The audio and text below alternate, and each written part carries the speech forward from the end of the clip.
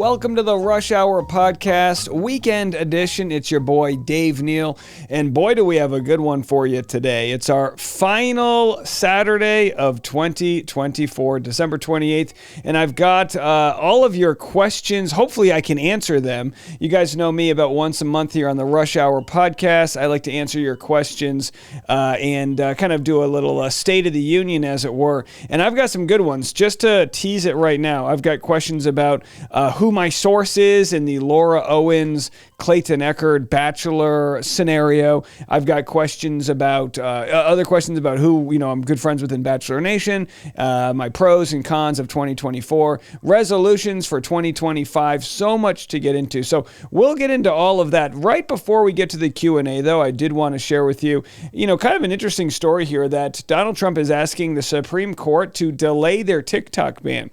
The ban is set to take effect January 19th, and he takes office January 20th. He says, can we delay this until I'm in office and try to get a deal done? Of course, what the ban entails is the sale of TikTok to an American company or some sort of American institution so that it can be properly monitored. I don't know all the details, but it looks like whether it's kind of looked at for January 19th or beyond, we'll have to wait and see if TikTok, the app, will go away or not here in the U.S. And yeah, it can just go away just like that. I remember traveling through Beijing, and you couldn't get on plenty of the different American apps over there, and it's just like, you have to find something else. If TikTok does go away, my guess is it'll just boost Instagram. But, the apps are slightly different. Although I have to say, TikTok is quite addicting. And one of my New Year's resolutions is going to be to go back to what I was doing several years ago before I moved to Tennessee, which is stop bringing my cell phone into the bedroom. I was getting so good at that, and then we had the baby, and that throws a whole wrench into all of your plans, and but it's a real goal of mine because TikTok and other short form content apps can really be a time suck and take away from your dreams. But we'll discuss more of that in today's episode. My goal for these types of episodes is to inspire others just by sharing my framework for how I do business. Boy, has it been a great year for me. I had my firstborn son. It was the best year financially I've ever had in my entire life. Not for any reason other than you guys showed up. You showed up for the Twice a Day podcast. You showed up for the YouTube. You showed up for the Patreon. You showed up for the live shows and the merch and all that. So thank you guys so much for truly helping us live our dreams here. All right, so let's do it. I've got all of your questions right here that you guys asked on Instagram. Some aren't questions. Some are just statements about your New Year's resolutions. We love to share a good resolution. So I'm going to go through I think I have 24 of them right here. Number one, who has surprised you most in 2024? It can be anyone you've met or not, good or bad. I think I got to say number one has to be my wife for how brave she was throughout the pregnancy process and delivering our baby boy.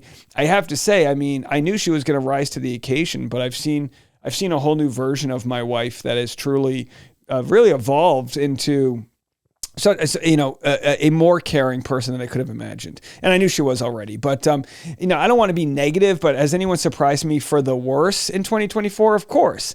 I set the bar so high for what I want from my friends, and they don't always achieve that. And, according to the 4 agreements and whatever, we're supposed to sort of lower our expectations of others. And I need to learn to do better at that, lower my expectation of others. But I set the bar high because I like to give that in return. I want loyalty. I want love. I want understanding. But I think what I want most importantly is grace. And as you guys know, that's just not something you're always going to get from people. You're not going to see eye to eye on everything. And what you learn is friends come for seasons and not for lifetimes. You might only have a handful of people that come with you for your lifetime journey. Cherish them.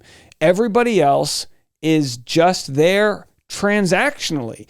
It works out for each other. You're single, they're single, you go to the bar together, and then one person starts dating someone else and you never hear from them again. Those people exist. Let's not shame them. Let's just move on And I think what's interesting with social media, Facebook, Instagram, is you kind of like still stay friends with those types of people. Whereas in the old days, you just wouldn't really stay in contact with people once they've sort of exhausted that season of life. But there's been plenty of people who have disappointed me this year. And was I surprised? I mean, I'm always surprised. I expect the best out of people. But for the most part, I think more good has come into my life than bad. And I think that's what I'm just going to try to focus on. Who's my closest friend from Bachelor Nation?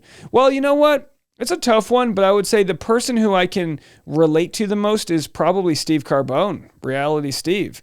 I mean, he's a content creator that has been doing this game for years. He's been under the spotlight and the microscope in Bachelor Nation for years.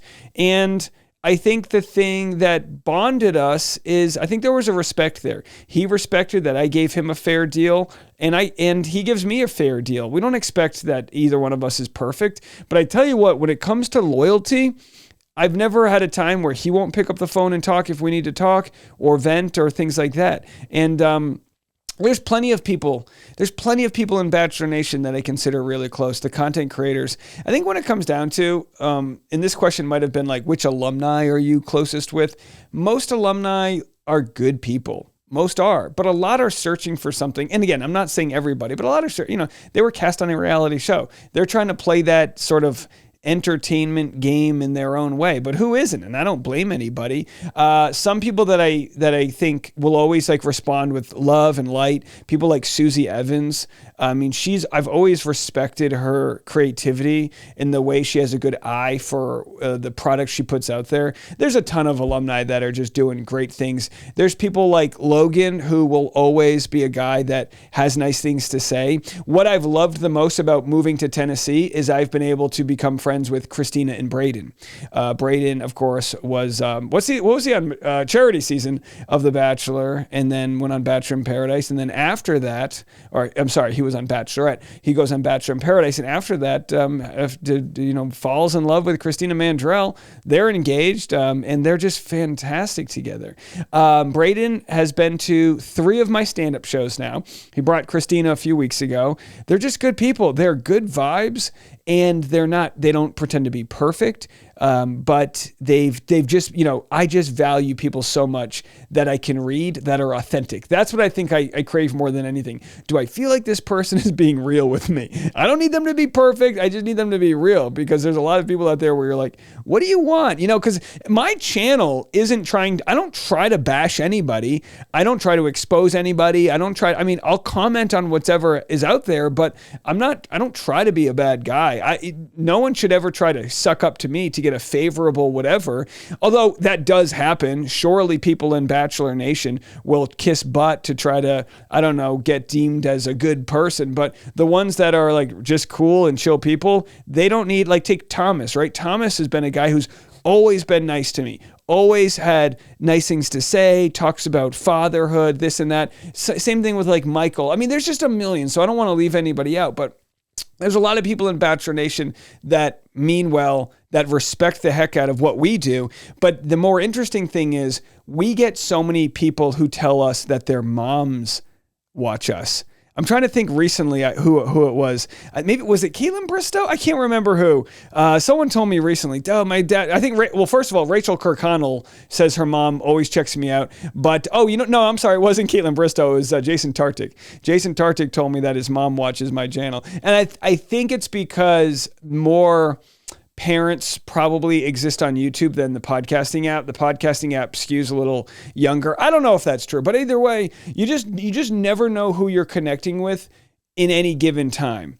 And what I'm looking forward to now that I'm taking the podcast and bringing it back to YouTube is to find new ways to expand outside the Bachelor niche, but bring to it the same sort of conversation, which is, can we be the Forrest Gump that sits on the bus stop bench waiting for the bus to come? Do you remember the movie Forrest Gump? Sure, there was like a whole lot of crazy, and it was a beautiful story, right? But when it came down to it, you had Forrest, who was just sitting there at the bus stop talking to a stranger. That's what a podcast is. Can I get you to work? Can I get you home? Can you expect that I'm going to give you good energy, and in return, you provide me with a couple, extra ad pennies per person who watches? It's a great exchange. You guys take care of me and I take care of you. And Bachelor Nation has really helped kind of sort of carve out that niche, and I think it's time in 2025 to expand. Who is your source in the casita? I know you can't tell us, but dying to know. Well, if you look closely, I'll tell you via Morse code with my eyelids blinking right now. But this is in reference to the Bachelor Clayton paternity scandal. The casita is in reference to the house that Laura Owens lives in, which is a small home dwelling in the back of the main property of her parents. She lives there, and it's a small little home. But my source is somebody that has been in the walls of the house, which I would feel bad if I were Laura and her family, knowing that there are people so close to them that have talked to us. But the story is so bizarre that what you have to understand is people feel as though they're being gaslighted, because they have been, right? Medical fraud, lying to people's faces, creating websites, creating reporters, creating medical things. It was an absolutely crazy story that found its way to us in the end of 2023. It's been over, a year and change since we've covered this. So who is my source in the casita? It is somebody within the, general proximity to the family. And they'll never know who it is. And I can't tell you who it is, but we get information that's rich, that's personal, that's good, because there are people that, while they're very nice to those, enablers, they feel as though they need to, correct what they see as blatant. Like I've had people message me saying, Dave, I thought you were this bad guy. I was on so-and-so's Facebook, and they were talking about you as the bad guy that caused this whole situation. So I looked into it, and within 3 hours, I realized you were the guy spitting all the truth. So you never want to feel misunderstood. And even though she clearly, Laura Owens, wants me to look like the bad guy who's got blood on his hands and this and that, I haven't accepted that characterization of who they want me to be, and I'm letting my content speak for itself. And I think I've tried very carefully to exhibit as much grace as I can within the community to further prove the point that we can live in a friendly world while also calling out some of these shenanigans. I'm not going to go, this is why you can't believe women because one person does this or that. No, this has not dented the generosity and the kindness that I see in this world. It's just a case, I hate to call it a cancer cell, but it's a case in a greater biosphere of something that's just not working properly. And that's okay. Just because she lives in this world doesn't mean we have to live in her world. Here's a great question. You do 11 podcasts a week, stand-up shows, have your beautiful family. How do you juggle everything? Well, let me tell you something. It's extremely difficult. I'm not the type that's good at management. I was supposed to be interviewing someone this week, and I messed up on scheduling. I don't have an assistant. I'm trying my best to get better at using Google Calendar and setting the right alarms and writing things down. I'm not good at that. When it comes to 11 podcasts a week, stand-up shows, and my beautiful family knows that the 11 podcasts pay for the family. Now, that doesn't mean I'm super rigid with it. I generally work from about 11 a.m. to 2 p.m., making content, and then again from usually 11 p.m. to 1 a.m. So I try to spread it out a little bit. I definitely don't have like a standard 9 to 5, but of course I probably work. Who knows how many hours a week I work when it comes down to the other things I do. Because, with the podcast, you're kind of sourcing material all day long. If I have a free 10 minutes and I'm alone, I'll get on my TikTok and I'll look for interesting stories and I'll copy them and I'll save them in a shared folder that I can pop up later on my computer. So, it's been sort of the 11 podcast episodes a week. and by the way, they didn't mention the YouTube videos. I usually do about 10 plus YouTube videos a week. Those are a product of slowly learning how to do one a day and then more and then more and then more. So I've kind of just become very efficient at it. What's going to be going on starting January 1st, which is going to be extremely difficult, I'm already getting anxiety thinking about it, is making the podcast YouTube version as well, which means now, like as you're probably watching this on YouTube, I've got the podcast I'm recording right now. And instead of just having the audio, I'm now also recording the video, which is going to be great for those on YouTube that never dove into the podcast app. But it'll also take away from some of my podcast downloads, but now it'll feed the YouTube audience as well. So my goal by doing this is to take advantage of YouTube's algorithm. YouTube is the biggest podcast directory in the world. If you were to like say, search for podcasts in the Apple Podcast, you're never going to find all the different things. You have to be very specific about what you're searching. It's very word of mouth. It's very tough to grow.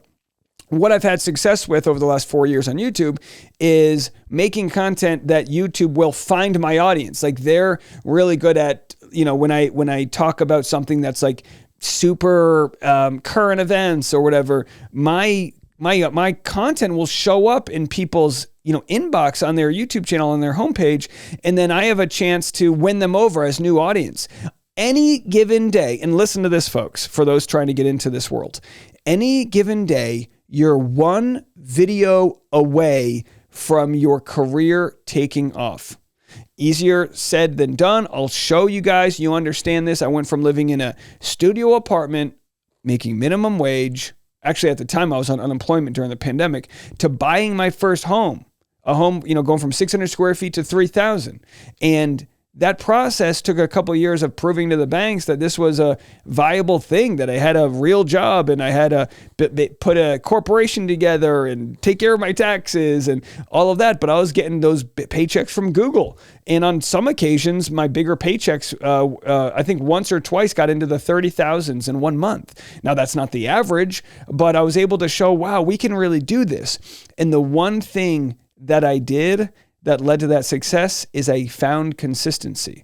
So while it seems crazy to do 11 podcast episodes a week, I've cut them down. I've taken out a lot of the editing. I've made it so that the gift that I think I can provide my audience, which is talking like a friend, takes away all of the, I'm going to edit out all of the ums, or I'm going to edit out the times I blinked weird. So perfection's the enemy of good. If you want to get good at anything that you do, whether it be content creation or whatever, find a way to get rid of the things that don't matter. And what I learned was that the things that don't matter are, if I flub a line, who the hell cares?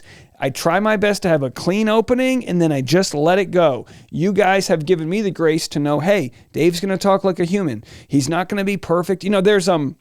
There's this AI now that will take out ums or ticks or so's, and it'll take out dead space. And it's like, okay, fine. That's good that exists out there. That's just not the podcast world I come from. I come from the world where, you just give it to people how it is and they love you for you, or they love you for it or they don't. Because when I'm live on stage, I can't self-edit who I am. And if you don't like me in YouTube or podcasting, you're definitely not going to like me on stage. All right, next question. Did Auggie enjoy all of his new Christmas gifts? Listen, I love this question. Thank you so much for thinking about me. But my son did not know what the hell was going on Christmas. He absolutely loved playing with the wrapping paper. He's 7 months old. We did not spoil him. My wife, Tasha, got him 2 books. I got him 2 tiny little toys. Everything else was a couple of gifts from friends and family and YouTube audience and podcasts. I mean, look, we just knew there was nothing we needed to do. Like when he needs something, we just buy it at this point. And I think moving forward, we'll be very careful to not give him too many gifts. That's not the reason for the season as far as I'm concerned.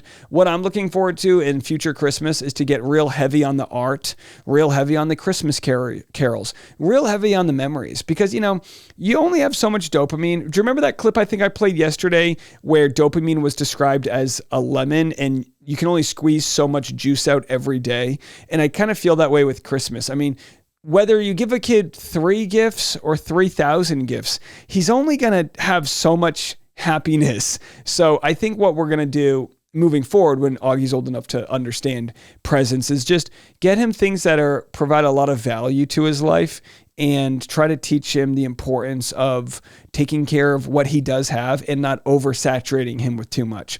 What are your thoughts on people moving out of the country because Trump won? I don't know anybody who's done that. That sounds like a fake story to me. I don't know anybody who's moved out of the country because Trump won. I mean, you hear these articles and I think they're all rage bait. Ellen DeGeneres moves to the UK. I think she was going to do that anyway. You don't just pick up and move one day. Moving's a very slow process. So I don't have any thoughts of people who moved out of the country because Trump won. But if people want to move, so be it. What are my New Year's plans? I have no idea. Because we have the little baby, I don't think we'll do anything on New Year's. My thought is maybe we'll do like an early Italian dinner, take the baby to it, and then just come home. I've considered live streaming on New Year's Eve. I still don't know if I'm going to do that. But this year, I don't have any FOMO. I'm giving myself permission to take the year off with a newborn. Maybe if we get invited to a party, we'll go for a little bit if it's family friendly. But I know. I've gone from, partying in the streets all over the world to just staying home on New Year's. Oh boy. And it's a weird one. Wednesday, New Year's. I don't know if I like it. It's very strange. I don't know. It kind of annoys me that New Year's is on a Wednesday this year. Like, I don't know. Maybe if it was a Thursday or Friday, you could bundle it up into a full weekend. But New Year's is just kind of like, it kind of cuts into the middle of the week.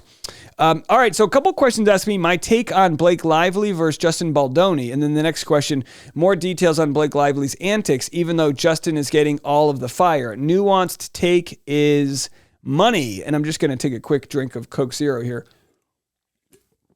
I think some people want me to be on Justin Baldoni's side here. Because it does seem very one-sided. But having read the report, again, from Blake's side, my opinion stands after reading it several days ago, which is that Blake Lively filed very clear HR complaints against him. And the reason why he created a grass or an AstroTurf campaign to smear her is because he was afraid that she was going to come after him with her and Taylor Swift's fans. So my actual thought is that Justin Baldoni says he's neurodiverse or whatever. My thought is he's probably extremely paranoid, and the pressures to be like, and again, I'm not making excuses for him. What he did, the AstroTurfing, if that's all true, is wrong. And we saw a lot of the DMs. So I find it hard to believe anything but this is the truth. What I will say is his efforts, it's almost like it's very different from Jussie Smollett. But in the instance where Jussie Smollett, allegedly, I don't know if it was proven or not, faked a hate crime. He did it because he was so passionate about finding success in his career choice, and the world of acting and entertainment is so cutthroat. It's a ridiculous thing to do, to fake a hate crime. That's ridiculous. It's also ridiculous that Justin Baldoni would hire a crisis manager to do an AstroTurf campaign to make Blake Lively look like the bad person. Now, he claims that the public did that all on their own, regardless of whether or not they helped out. I mean, there was articles where Justin's crisis PR person's sister worked for the New York Post, and they wrote unfavorable articles about Blake. So they definitely fueled the fire from all that I could see. So Blake Lively is entitled to be a snobby, snooty person in interviews. Judge her for that. But don't judge her for anything that came from the AstroTurfing. I think what makes this situation very tough to handle is that you don't know what was done because of the AstroTurfing campaign versus what was done because people just don't like Blake. I think she was an easy target for a smear campaign because, that's just the world they came from. I mean, look, we had this article that just came from the new Netflix special where Blake Lively was called the C word by Hannah Berner, and then she had to apologize. This was actually written before Blake Lively's lawsuit. She said, "My joke in the Netflix roast was filmed before news of the lawsuit. To be 100% clear, I support Blake, XOXO. Okay, nice nod to Gossip Girl. Look, I don't like scenarios where you feel like you have to support one person or another, but what you shouldn't do is have an opinion unless you've read the lawsuit. And when Justin's response comes out, you should read his version of things too. But where it stands right now, I would put my money on Blake coming out to be the one who comes out better in this one. What are your 2025 Nashville show dates? Planning a trip in spring and want to catch a show? You'll have to check out on Instagram. When I do local shows, I don't usually promote them. I only promote the shows where I'm getting the door deal. If you're getting paid, if I'm like headlining a show or I'm getting paid to produce that show, I get a cut of the door. Otherwise, local shows, I'll just promote them like day of or week of. So but I do have a couple of shows coming up actually in Chattanooga, end of January. And then I've got a couple other Nashville shows in mid-January. So stick around on Instagram. I'll share those show dates there. What's the best advice I received this year? This is a tough one. I liked the advice I got recently from the TikTok video with Mel Robbins, where she said she needs to learn to do less. And I think I'm going to try to do that this year with regards to the podcast, right? I've kind of flirted with having the podcast be about pop culture, but then on YouTube, I've been solely like a Bachelor content creator. And I think by doing less this year, I'm going to marry the two in podcast form. Now on YouTube, I'm still going to have Bachelor things. Like I wouldn't dare put a 20-minute recap video of a Bachelor episode on my podcast. So I'll still have separate videos of that, but I'm going to try this year to make my YouTube channel sort of a one-off place for all of that content. So best advice is, just try to focus more on the things that you're good at and not try to do everything, which is tough because they say you got to be on social media, you got to be doing this, you got to be doing that. And, I, like most people, have that multi-goal syndrome. You just want to do everything. You want to try to accomplish everything. You see so-and-so's doing good at this. Oh, I should try that. And sometimes you can do it all, and then sometimes you can't. I will share a little bit more about my goals for 2025 when I get to that question. Here's a nice thing I got from somebody. They say, my son, 12 years old, will get a voice memo, positive affirmation about my love. Time matters.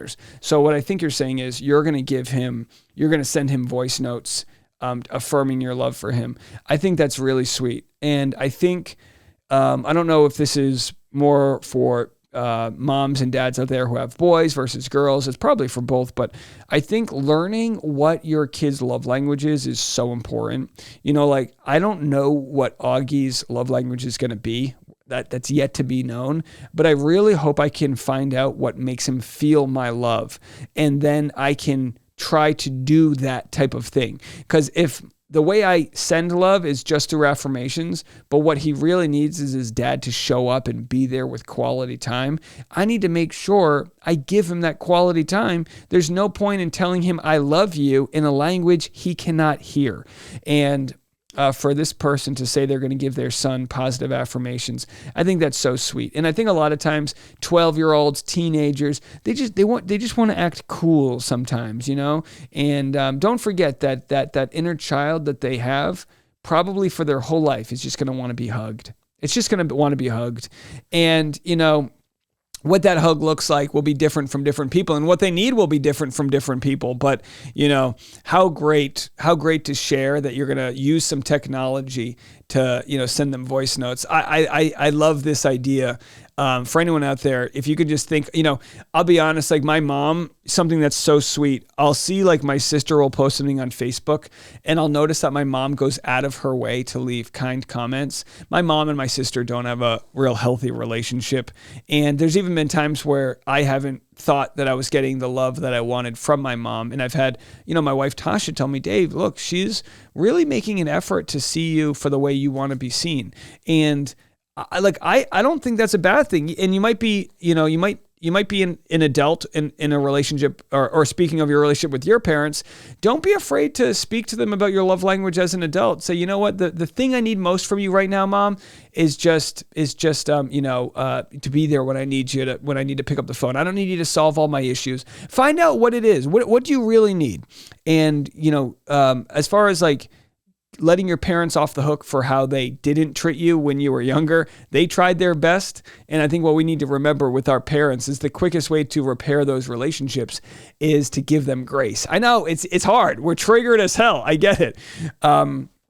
Here's a nice thing. Someone told me for 2025, they're choosing to listen twice as much as talking in 2025 to hear what people are saying. Well, that's tough for me because I talk a lot on the podcast, but I think that's I think that's great. And that really is kind of speaking to the critical thinking we all need to have. Rather than reacting to what we think someone's saying, listen and read between the lines. With interpersonal relationships, it's sometimes less about what someone's saying and more about what they're doing. Are they showing up? Are they trying?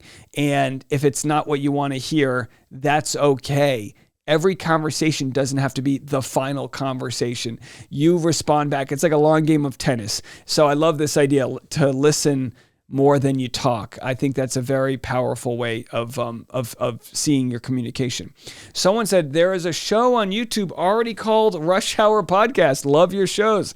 Yeah, well, that's the problem, right? Is you can't have an original thing anymore. And again, Rush Hour is not an original name per se. It is like every radio station across the country has it's the Rush Hour Drive. And look, I mean, when it comes to the Rush Hour Podcast with Dave Neal, it's what I've learned, I don't know if it's because I'm a comedian or whatnot, is my brand has to be me. Whether it's Rush Hour with Dave Neal, whether I decide to do something else, drive, whatever it is, the only thing I can take with me to new ventures in life is my name and who I am. So I'd like to think if I decide to direct a movie, you might like it because you like me, or you might not because you don't like me, whatever it is. So as far as the transaction of having a podcast called The Rush Hour, and there already being Rush Hour podcasts, mine is unique because it's the only one hosted by Dave Neal, at least this Dave Neal.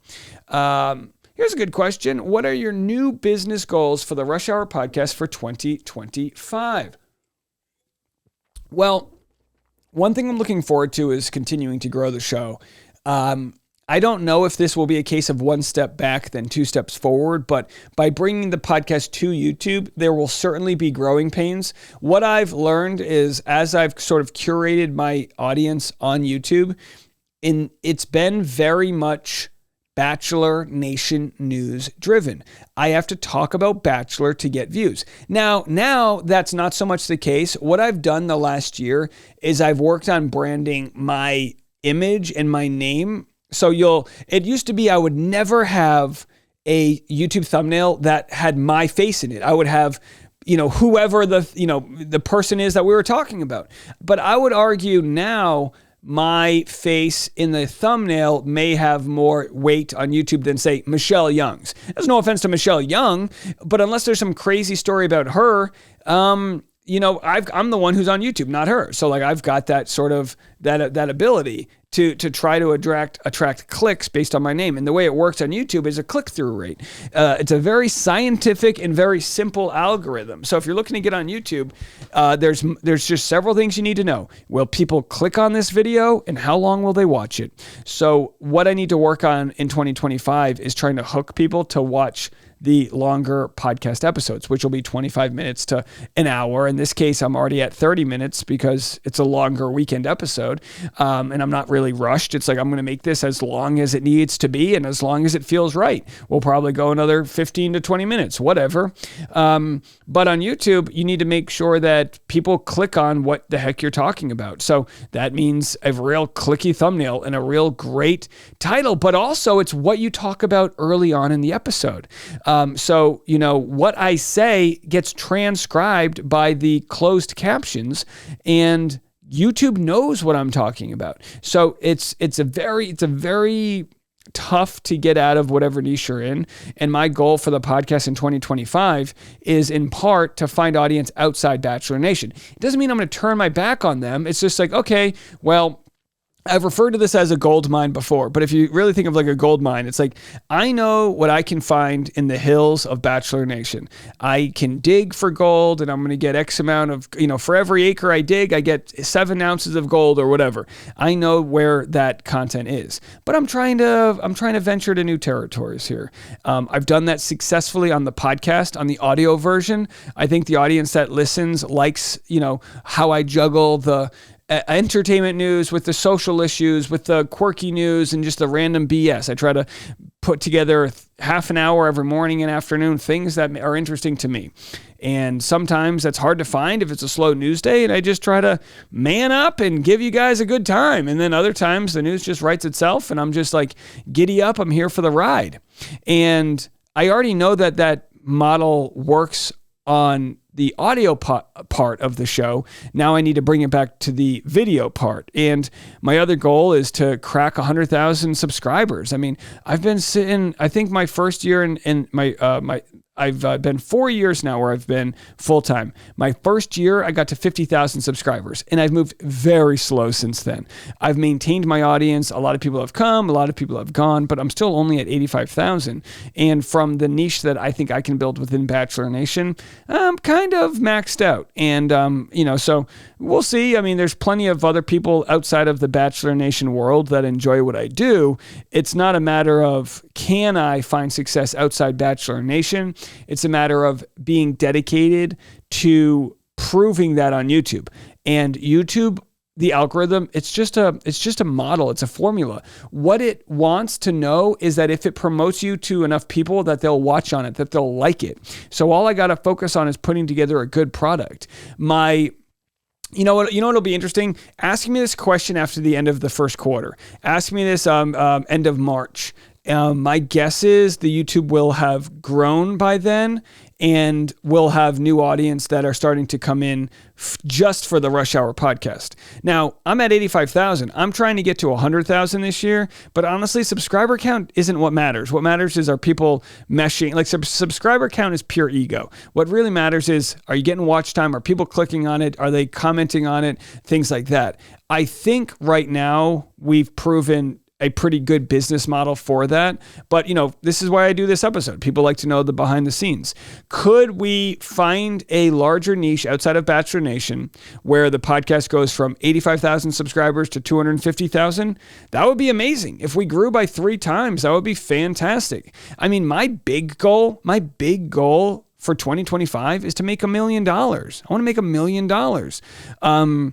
I would love to try to make $50,000 a month. I mean, I haven't really come close to that, guys. So I'm not going to feel disappointed if I don't hit that. I'm doing the framework for how I think I can get to that. And that's what's beautiful about content creation. If you keep showing up, I might have, just 20,000 loyal people that watch me every single day, but why not make that 100,000? Where these people exist, they're out there. Let's just keep showing up, and eventually I'll get the right formula down that people mesh with. Maybe there'll be an episode where I just hit the perfect wave of content and something goes viral, and boom, there it is. So if you're out there, and this is some advice that Mr. Beast gave, if you're out there, don't wait for that perfect wave. Every single day, get on your surfboard and try to surf. That's the only way to get better. And if I told you, look, your first 100 videos are going to suck, go start doing that yesterday. Get that out of the way. And, sadly, I think so many people are focused on instant gratification. So they'll see people that find success and then they won't get it right away. I mean, we see this all the time in Bachelor Nation. How many people started a podcast? How many people started a YouTube channel? And then it bombs. They don't last 3, 4, 5 episodes. Yeah, no crap. Make it really good. Focus on getting better at it. Focus on your graphics and your getting your talent and all those things. Get it all together. Put together a good team. Then come talk to me.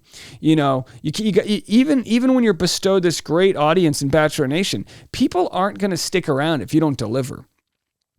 What are some of the little things you do that you love the most? Well, boy, I tell you what, you guys know this if you listen to the show. I've been saying this last week. I went to Joann's Fabrics and I walked through the baking section. I did not think they had a baking section at Joann's Fabrics, and I found all the baking items and I felt such joy being, oh my gosh, I'm going to bake.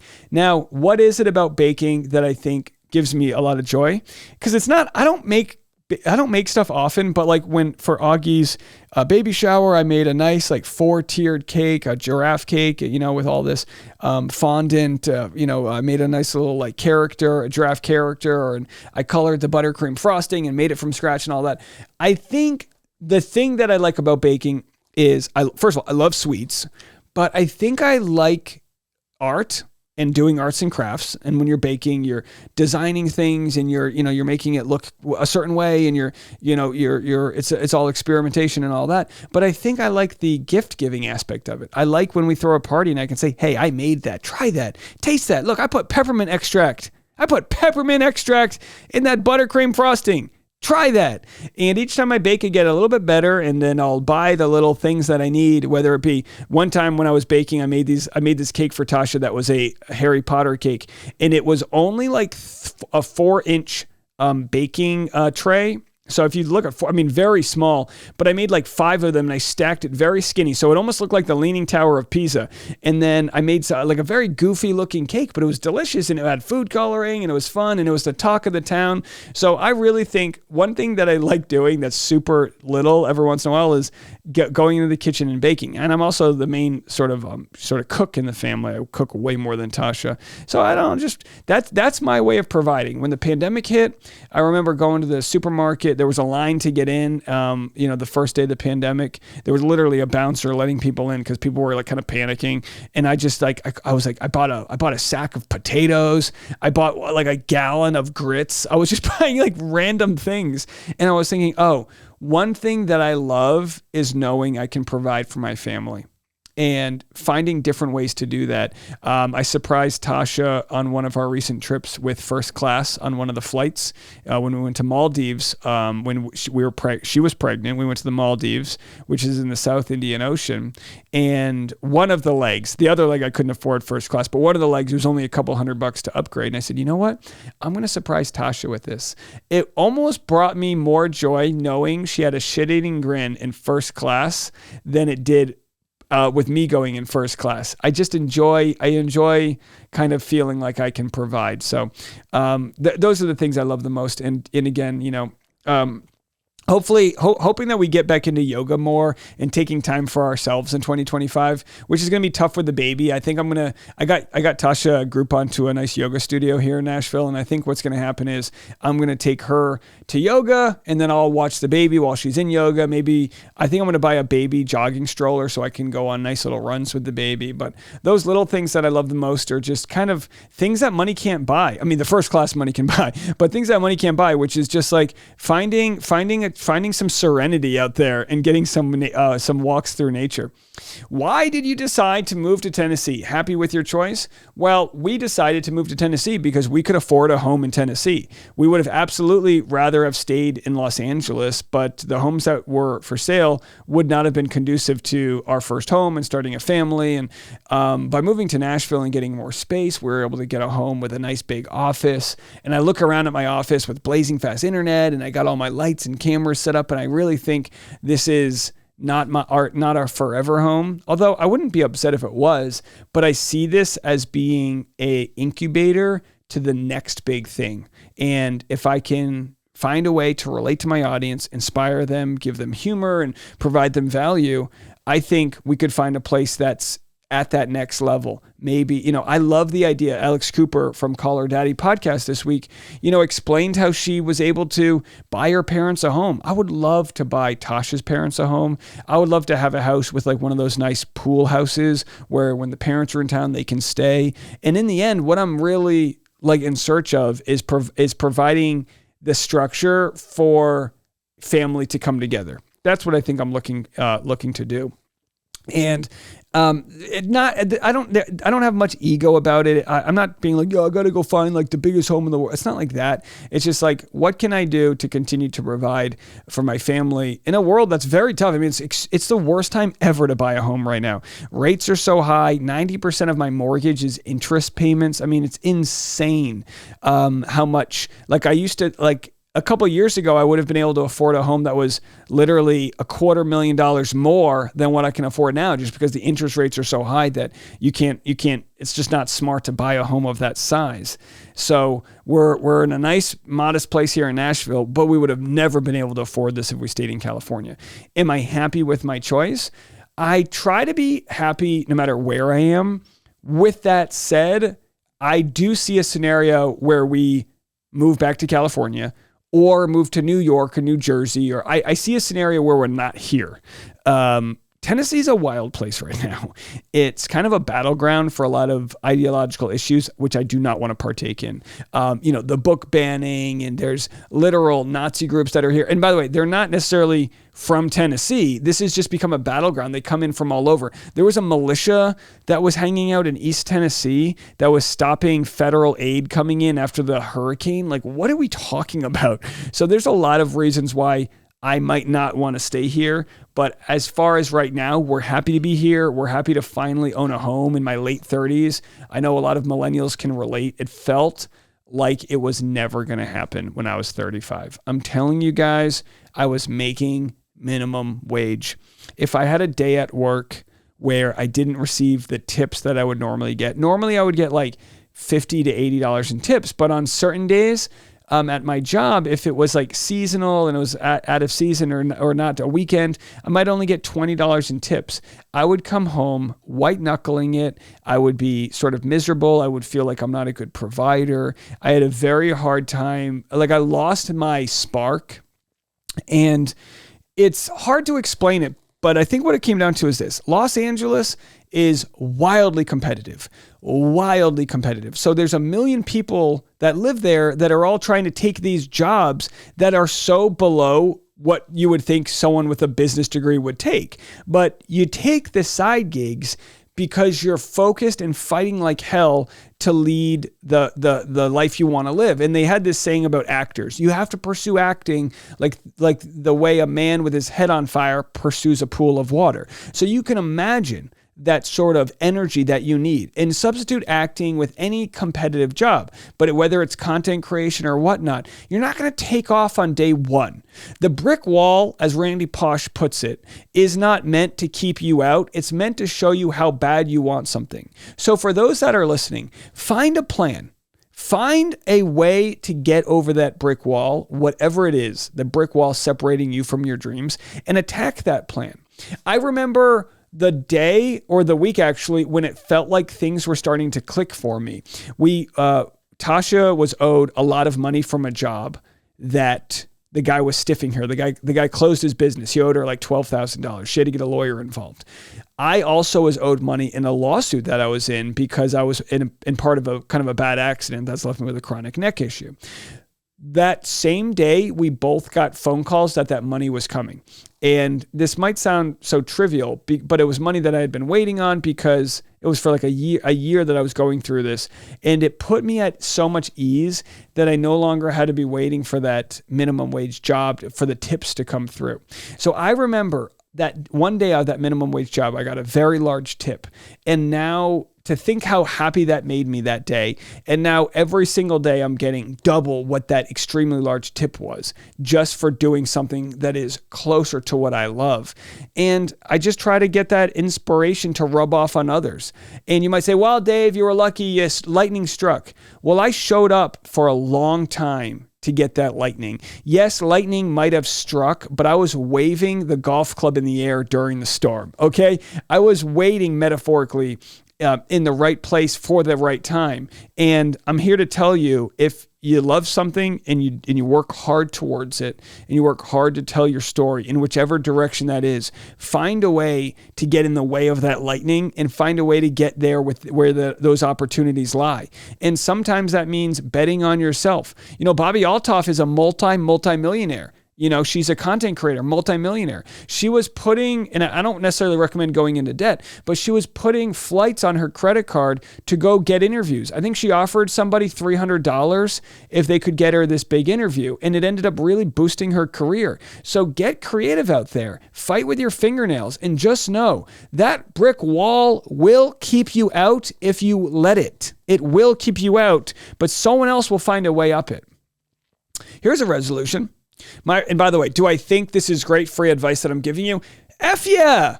But it might only be for 1% of the people that are listening, but 2025 is around the corner. Take a sip of air, take a deep breath, get your cold brew coffee ready, and put a game plan together. Because what if I told you that, you might not find the success you're looking for in 2025, but if you start now, you might find it in 2026. Like, we can't always know when that success is going to come, but put yourself in those positions to really, really find that excellence. And like I said, a lot of my success came when I finally bit the bullet and started learning Adobe Acrobat and Photoshop and learning all of the things that I needed to learn to master the pieces of YouTube that would lead to my success, which is good thumbnails, good graphics, and things like that. It sounds so trivial, but you need that stuff in order for the stuff you love to pay off. So I needed the Photoshop and the graphics and all of the tech side to work right so that people could hear my voice and go, dang, this guy's got it going on. And luckily, I have to remind myself that all the time to be like, all right, I need to invest in finding new and innovative ways to tell my story and be as professional as possible, because that builds the credibility you need to get featured and to get trusted by these platforms. Next question. Let me grab a sip of Coke here. My resolution is to do whatever I need to do to not go back to work in June. I love this. Now, I would say setting time goals can be detrimental. So by that, I mean, you should never go to Hollywood to become an actor and say, well, I better make it by March. I got $7,000 in my pocket. What I would suggest is this: do whatever you need to do to not go back to work, and don't necessarily wait till June. Maybe it'll come before then, but fight like hell to make every day, week, and month as useful as possible to get to that goal. But if you're starting to see some things tick in the right direction by June, keep going, keep hustling. With that said, you might have to go back to work in June. I don't know why you're waiting till June. Are you pregnant? I have no idea what you got going on here, but be kind to yourself. The soul doesn't really understand time in the linear fashion that our human bodies do. And by that, I mean, you might find success next week. It might be June 2026. It might not look perfect in your timeline, but it will be the perfect timeline. Just pursue, hustle, and, be the best you can on any given day. But there might be days where you're not feeling great. Just be the best you can in that moment. And it's okay if the goal doesn't happen in the way you might think it should have happened. Keep your eyes open. What aspect of parenting were you unprepared for as a first-year dad? What a great question. Well, I do get a little jealous because Tasha is, I don't know if you knew this, she is the one who breastfeeds him, not me. And as helpful as I am, she definitely has a way to comfort him in a way that I can't. Like, I can try, and I'm good at putting him to sleep and things like that. But I think I wasn't prepared for how much I needed my son to rely on my wife. And I don't mean that to place any of the onus onto her. I think my job is to, yes, be there for him in as many ways as possible, but to provide for my wife, to keep her happy and her healthy. And I actually think about my mom as a single mom, and it's tough to think about how, sure, my mom had some family like supporting her, but she didn't have a husband. Like, she left my dad when she was pregnant with me. And to think that my mom didn't have that person that she could look to when me or my sister were doing like a goofy thing. Like Tasha and I, we'll see August do something goofy or something new. He does this growl thing that he does. He goes, ho, ho, ho. And we don't know if he's trying to, we have my mother-in-law's dog is here. So we don't know if he's trying to bark like the dog or what he's doing, but we just look at each other and we laugh and we all bond over that. And I think how sad it was that my mom didn't necessarily have that. And I wonder, it's kind of sad to think how alone she might have been as a young mom with two kids. Now, she's obviously sort of like, that was years ago, and she's found my stepdad and all of that. But I think about how much pride I have that I'm able to work from home and also be there for my wife as much as I need to be there for my son. As far as what I'm unprepared for, well, now that the baby's starting to eat solid foods, I think I was unprepared for how much time it takes to get anything done. It takes so much time. In a lot of ways, my wife breastfeeding was super convenient because if he's hungry, she can just whip a tit and there they go. You know what I mean? She was comfortable whipping a tit, anywhere. She's ready to go. We were, whatever, drive through or at Taco Bell, whip a tit, go for it. And luckily we haven't had one instance where someone looked at us the wrong way. And trust me, I'm ready for it. Oh, what? You don't think we can breastfeed here? We're humans. We're meant to do this. At least my wife is, but I think people, luckily we live in a time where I think people embrace it more than in the past. We just didn't notice when people are side-eyeing us. We have this nice oblivion. But unprepared for feeding him, we put him in these ponchos now. It's basically like a bib that his sleeves go into. It's almost like if you've ever seen like a butcher, this butcher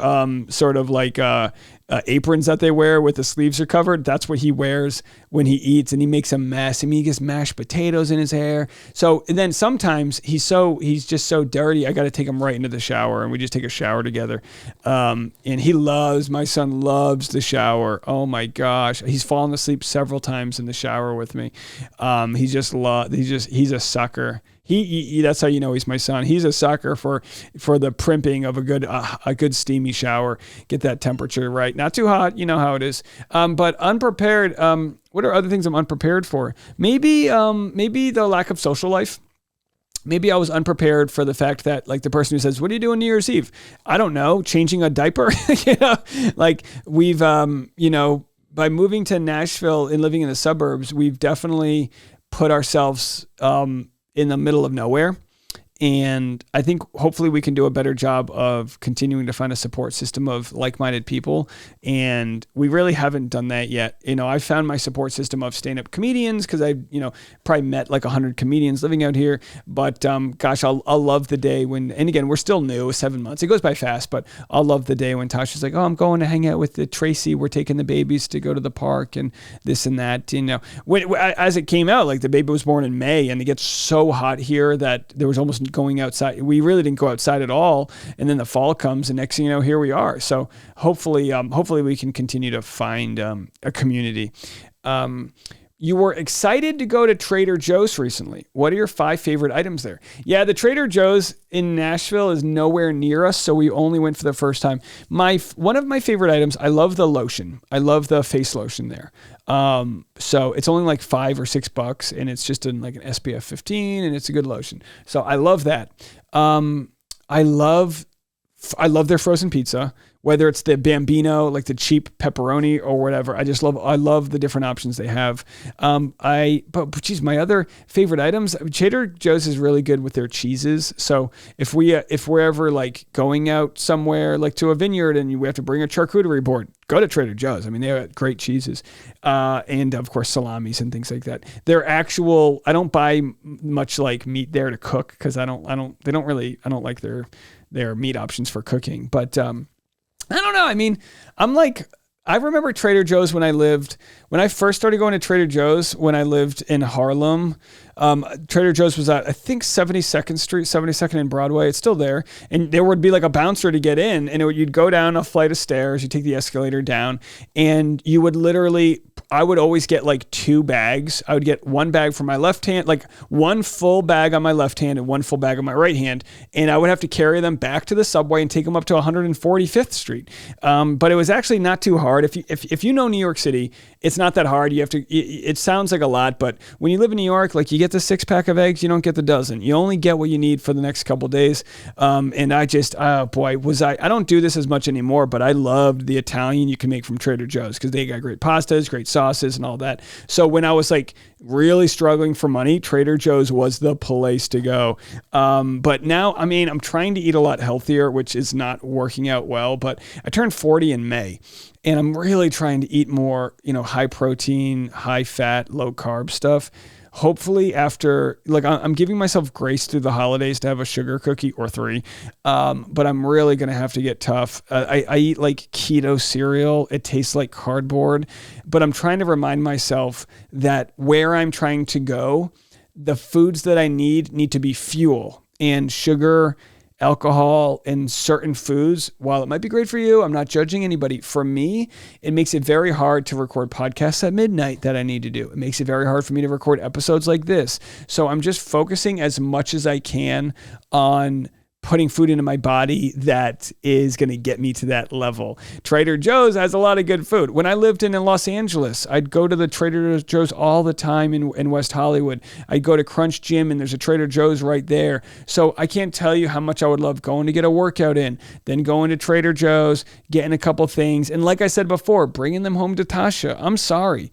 I think everything I want out of life is just to provide. I think that's what it comes down to. When I'm on stage as a comedian, I want to provide the audience with a good time. When I'm going home to my wife, I want to provide her some tacos and some Trader Joe's. So I don't think I gave you an answer for the top 5 items. I love their coconut milk creamer. That's really good.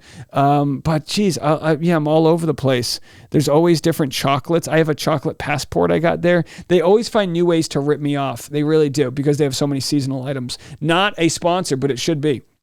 Would you rather be chased by 25 duck-sized horses or by one horse-sized duck? I would much rather be chased by 25 duck-sized horses. I don't trust birds at all. And a bird the size of a horse, even though ducks seem pretty chill, it would rip your head off. So no, not going to happen. I'm not getting clawed by a duck. Give me the 25 duck-sized horses. Good question, though. If you could have any other profession, what would it be? I always think about this. I wish when I was growing up that I was a lifeguard. I just would have loved to work in the summers as a lifeguard. But to be quite honest, I think I would be interested just flirting with being a Starbucks barista. I think I would be so good at that. I think, obviously you got to make people's drinks, but I think once you get good at making their drink, there's a lot of eye contact, a lot of pleasantries, and the line keeps moving. So I think I would like that. But as far as professions go, I don't do well with bosses. I don't do well when people tell me what to do. It's a struggle I've had in my relationship. When Tasha says, hey, go do that, I go, well, I'll do what I want to do. It's like, it's hard. It's hard for me. I don't want to be bossed around. I put myself in a situation where I can make podcasts in my underwear, and I can go on stage and try to tell the jokes I want to tell. So what profession would I do if I could do any other? I mean, I want to act. I want to write a movie, and I want to get a movie funded and produce or direct it.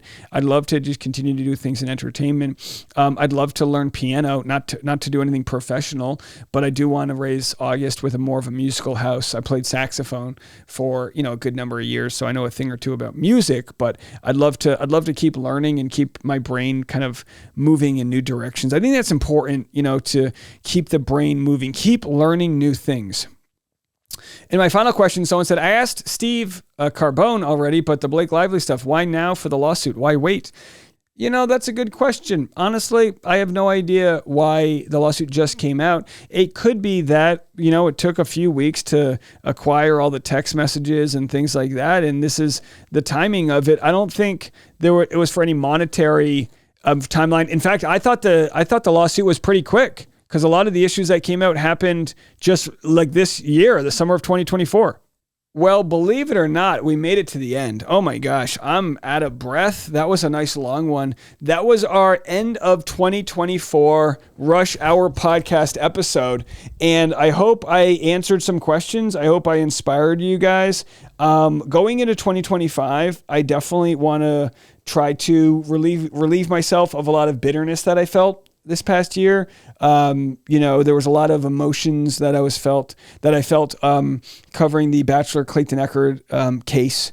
But hey, the trade-off was I got to meet a lot of great people, and I felt a lot of great emotions. But I think it'll be a while as I continue to dive into why I felt the way I did, why I reacted to things the way I did, why there's going to be so many questions I have to ask about myself, but in the end, it's all part of the growth. It'll be looked at as a great experience. Moving forward to 2025, I want to tell my story in a live show. I want to do a very unique live stand-up comedy show that is driven by true crime. A Laura Owens, Clayton Echard stand-up true crime show. I want to try it out and perform it and take it on the road to maybe a dozen or so major markets, and then I want to put it away. And we'll have to see. I mean, I don't know. I keep on speaking about it to bring it into fruition. But I think what's important, if you're still listening, I think what's really important, and you can watch me practice this. And so, I practice what I preach. What's really important when it comes to self-actualizing is speaking into the world the things that you want. You don't have to do it publicly. But I do think there is, in at least the way I work, some accountability that comes from telling people what you're going to do. It's like, you want me to be a guy who follows through, then hold me to it. This is what I'm going to do. I'm going to get my health in order in 2025. I'm going to get back to my pre-pandemic body type, kind of like eating healthy, feeling healthy, moving and being loose and free. I'm going to try to shed the bitterness and just try to be the highest value version of myself. And I'm going to try to take time to write funny jokes, get on stage, perform them, and maximize this business so that I can keep providing for my family. I mean, that's as easy as it is. So if you're looking to self-actualize out there, write it down. Watch what you're writing. Say it out loud. Think about it. Put it in a place where you'll see it every day, brushing your teeth or driving your car, and remind yourself the goals that you have, the feelings that you have towards those goals, and remind yourself that the brick wall isn't there to keep you out. It's there to show you how bad you want something. All right, well, that's going to do it for me. And we'll be back Monday with more content. I think Wednesday for the New Year's episode, we'll have a special guest. We'll do a live show, so stick around for that. And then the other days, we'll be back to our normal schedule. Starting January 1st, we'll be here on YouTube, full-time with the podcast, the Rush Hour Podcast with Dave Neal. And of course, it'll be available, as always, in audio format. If you want to listen and watch at the same time, be my guest. We appreciate you guys. Thank you so much. I'm Dave. This is The Rush.